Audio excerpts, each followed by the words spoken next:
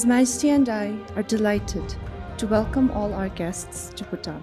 We have gathered here today because the tiger, this majestic symbol of grace, wisdom, and strength, needs help. Tigers represent more than themselves. Tigers represent our forests, our ecosystems. Tigers represent our collective future. We have a unique opportunity to collaborate in creating nature-positive models of coexistence between us people and nature. We're always challenged to find enough conservation finance to do the real conservation work on the ground. And that's why we're here together, gathered in Bhutan at this conference, to really engage all the different partners from across the tiger landscapes to come together to pledge $1 billion for tiger landscapes. Tiger is one of the few species which has not only an ecological value, but also cultural, social, and economical value. I suspect we're all here not just because of the money. We're all here because of the love of the creatures themselves and what they mean to us. They are a part of our lives, they're a part of our imagination, they're a part of our childhood. It's not just the economic value, and yet we know we need the markets to save them. No one body has the capacity to undertake everything to save the tiger in the wild. It's all hands on deck. We want everyone to come together, and we want everyone to come with finances as well as with ideas. There is no way that we're going to be able to fill a gap by just looking at one kind of a model or another kind of an instrument. It's going to be a blended version of different kinds of instruments and mechanisms.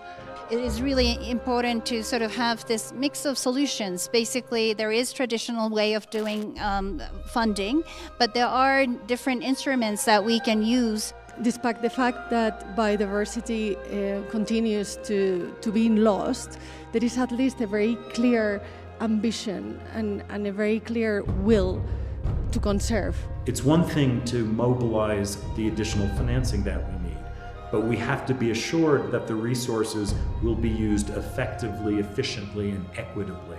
And I'm very impressed with the comments that were made by the range country governments about their commitment to really scale up proven programs that work so we really can attack this problem at scale.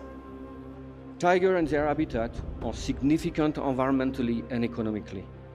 The ecosystem services they provide are valued at an estimated $11 trillion per year. In 150 years, our job has been to slow decline, prevent extinction. That is not an investable proposition. And if we talk about sustainable financing and encouraging the world to invest in tigers, we need to think about the investable proposition. If we are not able to understand the political process of change, whereby all of our society needs to have the right frameworks, so all public and private investment are 100% aligned with the nature positive goal and the carbon neutrality, we'll never make it.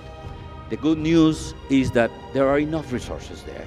We can raise the funds required for all tiger range countries to do the important work of protecting and growing tiger numbers. Together, we can rewrite the narrative of extinction and loss, and instead create a beautiful story of compassion, resilience, restoration, and reverence for all living beings.